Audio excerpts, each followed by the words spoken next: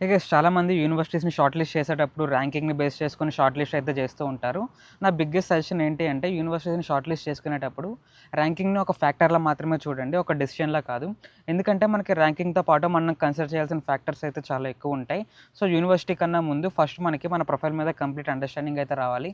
మన work experience నుంచి మన సీజీపీఏ, మన జీఆర్ఈ స్కోర్స్, మన ఐఎల్ స్కోర్, మన రీసెర్చ్ ఎక్స్‌పీరియన్స్, మన పబ్లికేషన్స్ గురించి. సో, ఓవరాల్‌గా మనకి మన ప్రొఫైల్ మీద కంప్లీట్ అండర్‌స్టాండింగ్ అయితే ఉండాలి.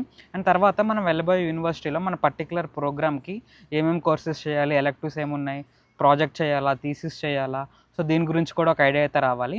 అండ్ ఆ పర్టిక్యులర్ యూనివర్సిటీకి మనకి ట్యూషన్ ఫీజ్ ఎంత అవుతుంది, అండ్ అక్కడ ఉంటే మనకి లివింగ్ ఎక్స్పెన్సెస్ ఎంత అవుతున్నాయో కూడా క్యాలిక్యులేట్ చేసుకోవాలి.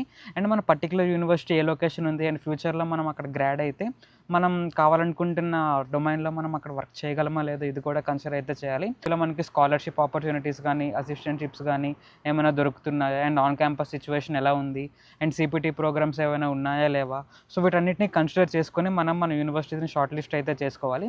అండ్ చాలామంది బెటర్ ర్యాంక్డ్ ఉన్న యూనివర్సిటీ అయితే బెస్ట్ అని అయితే అనుకుంటారు. మన కంప్లీట్ ప్రొఫైల్‌కి ఏ యూనివర్సిటీ అయితే సెట్ అవుతుందో దానికైతే మనం వెళ్ళాలి. సో బెటర్ ర్యాంక్డ్ యూనివర్సిటీ ఉన్నంత మాత్రాన మనకది బెస్ట్ అని అయితే కాదు. అండ్ నేను నెక్స్ట్ వీడియోలో యూనివర్సిటీస్‌ని యాంబిషియస్, మోడరేట్ అండ్ సేఫ్ అని 3 కేటగిరీస్‌లో ఎలా షార్ట్ లిస్ట్ చేసుకోవాలో చెప్తాను. So do follow the page.